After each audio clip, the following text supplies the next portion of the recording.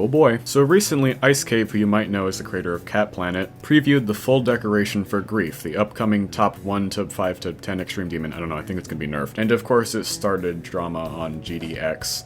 Can't call it GD Twitter anymore. Fuck you, Elon. Which I'd be willing to make a video on later, I guess, but honestly I'm going to talk about the level itself mostly today. Because I actually do think this level has significantly improved since we got the first previews. And I want to explain why I think the level is a lot better now. Also, fair warning, this video does contain an opinion in it, so if everyone could please be nice to each other in the comments, that would be fucking fantastic. Also, before we get into the video, please remember to like and subscribe. It helps out the channel a ton, and you'll see more videos like this. So, and without further ado, let's get into it. So to start with more of a broad basis, I do think this level has significantly improved in terms of decoration especially. A lot of the parts that most people would have considered generic a while ago have been improved in terms of adding new details and things like that, a lot of effects, as well as the level honing in more on the horror aspect of it with a lot of glitchy effects as well as some gore in the level. And by gore I mean like eyeballs and stuff, which is really refreshing because most red levels are just stuff that we have seen before and it's really annoying to see it done over and over again. So if a red level pops up and it brings something new to the table, I appreciate it, and that's something I think Grief does. In terms of gameplay, I don't think there's been very many changes, and if there are going to be changes, they haven't been done yet because it hasn't been balanced yet. But because the level is a remake of old Slaughterhouse, the first half of the level is ostensibly going to be garbage anyways. And also, it's meant to be one of the top extreme demons in the game. I don't think it's going to play very well, and that's fine. That doesn't mean that the gameplay is good, I just don't really see why there's a reason to complain about it. I mean, it's an old Impossible level remake, like what did you expect?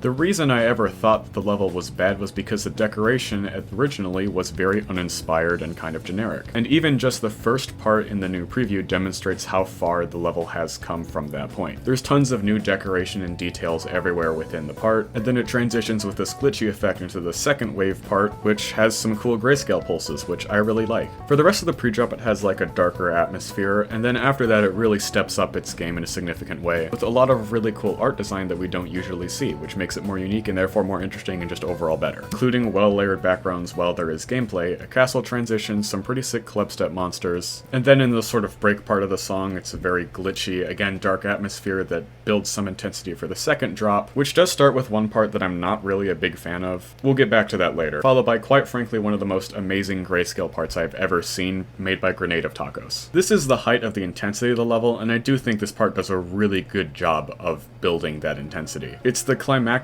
point of the atmosphere in the level, and it does a really good job of holding that. Then after that, the song sort of quiets down and it goes into a more darker, you can't see as much sort of thing, with some eyeballs around the edge of the screen. It looks pretty cool. The ending wave does end up looking a little generic, which is partially just because the part is pretty dark, so you can't see as much of the detail, but it's still decent. And then there's just this dragon at the end of the level, because why not, I guess? I have no idea how that's connected to the rest of the level, but it's there, so cool. Also, I do think that Grief does a really good job of matching the intensity of the level in terms of the decoration and the pulses, like with the intensity and volume of the song, which is something that was also done in Slaughterhouse pretty well, I think. So that's pretty nice to see. And there are also elements in this level, like the eyeballs in some parts, and a lot of the clubstep monsters, and like the ram skull in the wave part, that all sort of convey more of a horror theme that we don't see in a lot of red extreme demons, which I do think are very good for the level, and that it helps differentiate it itself from other red extreme demons, which is, at the end of the day,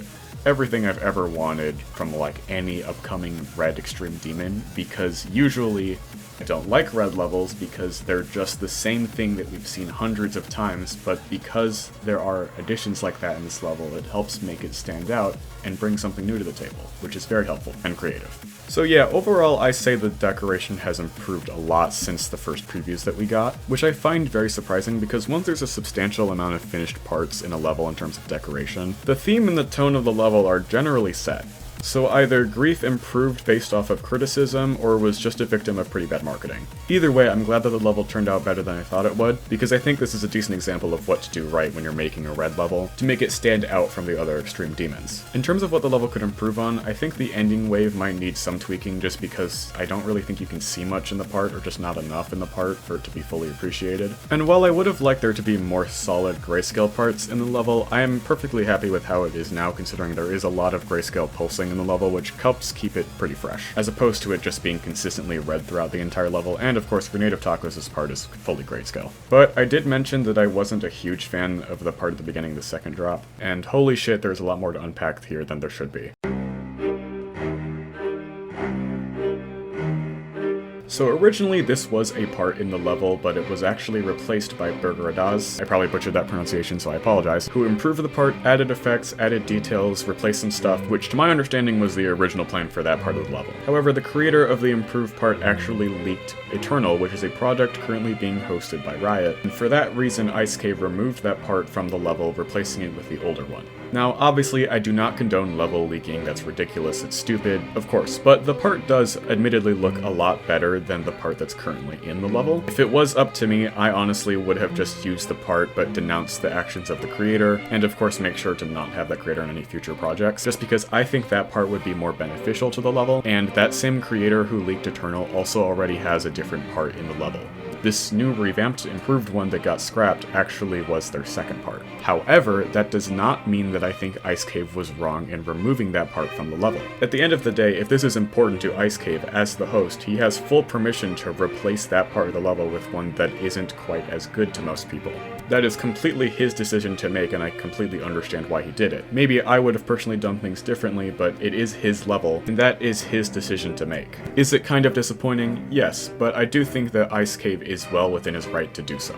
This is the only drama point I will be touching on for this video because there's been some other stuff that I've seen that I don't really know much about, and school starts within a week for me, so I don't really have time to get my blood pressure raised to dangerous levels. If you have a different takeaway from the drama, that is of course completely fine, everyone can have their own opinion, but please be respectful to other people in the comments, and myself and icecave. So yeah, overall, I'd give this level a 7 out of 10, although in terms of hell levels, I would give it a 9 out of 10 because it is very unique compared to other hell levels. It's just that personally, I don't like it quite as much as I would like other levels, but it does do a really good job of differing itself and adding new stuff to the table when it comes to red extreme demons, which I admire because that is difficult to do when there's so many of them. I mean, of course, this isn't necessarily hell themed, it's more horror themed. This is probably the second time I've seen a level improve after I trash and criticize it, because generally that doesn't happen. The one other time I can think of where I thought a level was bad and then it actually improved was with Cosmos, which in some ways can be compared to Grief in terms of the level's decoration getting a huge facelift during the decoration process, which is why I'm making this video. If I didn't think the level improved, I would have just left it with my old video. I mean, shocker, but if a level that I don't like has everything that I don't like about it removed, I might